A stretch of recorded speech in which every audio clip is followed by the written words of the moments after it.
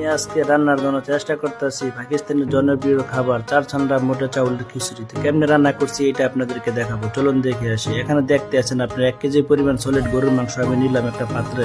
তো নিয়ে আপনার ওয়াশ করার পর এটা আমি রেখে দিতেছি একটা প্রেসার কুকারে। তো প্রেসার কুকারটা ছিল নতুন, একবার আমি এটা উদ্বোধন করছি আজকে রান্না করে। তো এখানে আপনার রসুনের কোয়া দিয়ে দিচ্ছি, একটা রসুনের কোয়া, আর হচ্ছে গিয়ে আপনার আদার কুচি, আর হচ্ছে গিয়ে আপনার কাঁচামরিচ, আর হচ্ছে গিয়ে আপনার পেঁয়াজের কুচি। তো দিয়ে আপনার এখন আমি এটাকে 1.5 কেজি পরিমাণ পানি দিয়ে দিচ্ছি।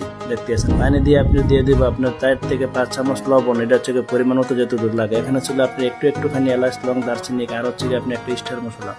তো এটা দিয়ে আমি এখন এটা করবো সিদ্ধ। তো দিয়ে দিচ্ছি অল্প পরিমাণ তেল দেওয়ার পর আমি রেখে দিচ্ছি আগুনে রেখে আপনি এটাকে 40 থেকে 45 মিনিট সিদ্ধ করতে হবে। তো আপনার 5টা সিটি মারার পরে আপনার মনে করেন এটা মাংস সিদ্ধ হয়ে গেছে। তো মাংসটা আমি একটা আলাদা করতেছি, এখন কাঁচের করে আছে দেখতে আছেন, কাঁচের করে রেখে দিয়েছি আমার মাংসগুলো। এখন আমরা ডালটা সিদ্ধ করবো।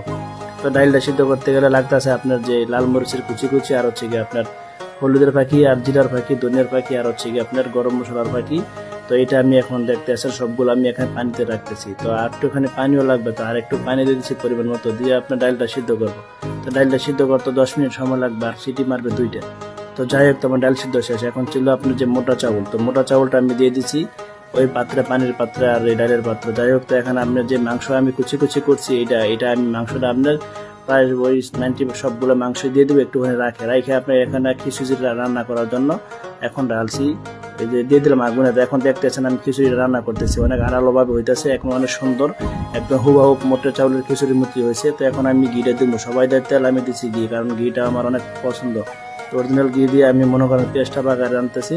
তো আনার পরে আমি ডাইলা দিব খিচুড়ির উপরে ঘিটা, আর দেখেন পেঁয়াজের বেরেস্তাটা। তো দেওয়ার পরে চেহারাটা চেঞ্জ হয়ে গেছে খিচুড়ি। তো এখন আপনার যে মাংসটা আছে একটুখানি এটা আমি দিয়ে দিয়েছি, এখন আমি লাড়া দিব। তো খিচুড়িটাও প্রায় হয়ে গেছে।